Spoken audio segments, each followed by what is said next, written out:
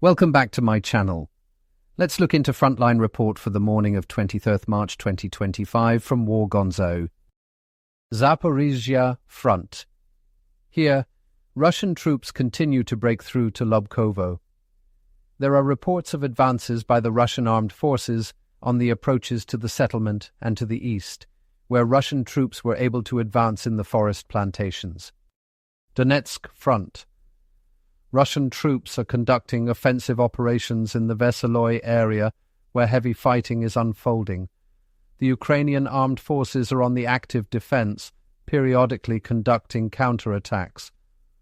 Also, Ukrainian troops are trying to conduct counterattacks in the Volnoye Pole area. Heavy fighting continues in the Andreevka area.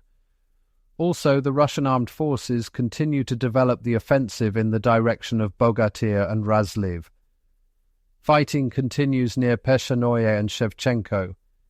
In general, Russian troops continue to hold the initiative in almost all areas, despite the slowdown in the offensive, due to the strengthening of the Ukrainian armed forces' defense with reserves. Chasivoyarsk direction. Russian troops continue to conduct assault operations within the city limits. There are reports that Russians' units have managed to consolidate their previously occupied positions in the Shevchenko micro-district. Kursk region.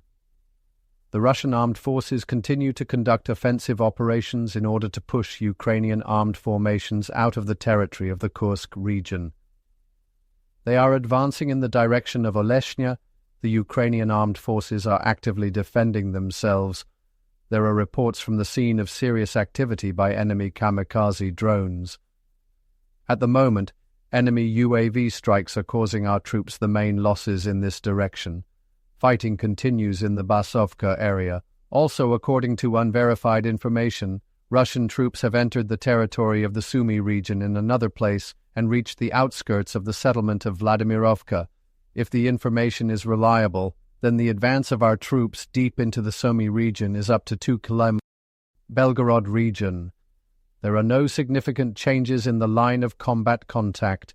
The Ukrainian armed forces are still trying to transfer small groups of infantry to the border area of the Belgorod region using lightly armored vehicles. Russian troops are destroying the vast majority of detected forces and assets of the Ukrainian armed forces on the approach. Airstrikes are being carried out on the rear positions of the Ukrainians.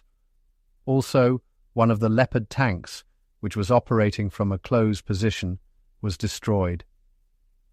However, the enemy's plans in this direction remain unclear. Intelligence records the movement of Ukrainian forces in this direction, but the formation of any serious strike force has not yet been detected. Also, the version of a diversionary maneuver should not be discarded. Thank you for watching my updates. Using maps and analysis from Wargonzo, stay informed.